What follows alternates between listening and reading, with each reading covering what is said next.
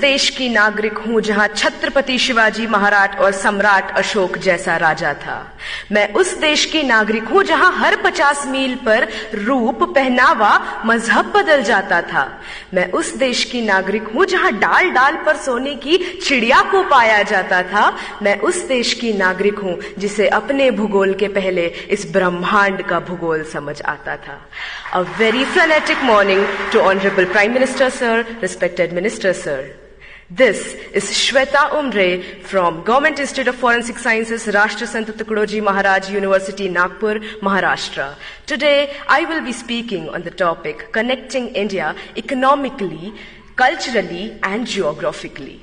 Now, when I look at this topic, I can see two aspects. The first aspect is how do we connect India to itself. The second aspect is how do we connect India to other countries globally. So when I talk about the first aspect, I dearly feel that India is already a connected nation. Now how? NASA has reportedly stated that the sound of the rotation of Earth is Om.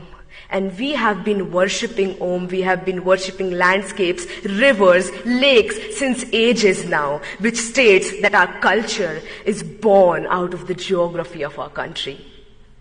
Moving ahead to how culture is connected to the economy.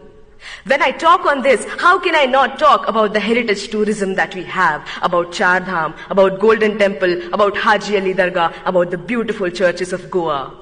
This heritage tourism generates revenue for our nation, and this revenue helps us build a better, a stronger economy. And that we have a stronger economy now, it is possible for us to reach to the portions of the country that are in the most remote areas.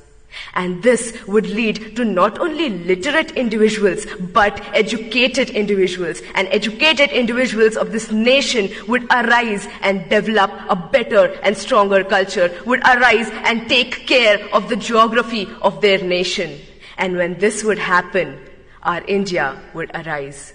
Talking of geography, when I see that people who drink water in Bengal, it comes from the Himalayas. The people who experience rainfalls in Mumbai are the clouds that are coming from Gujarat. And we have the second largest network of roads in the world, thanks to the 3% taxpayers of this country. Ahead, I would like to state how India is getting connected to other countries globally. India has always been rich in cultivable land, rich in heritage, and rich is amongst all of you beautiful youth people of this country.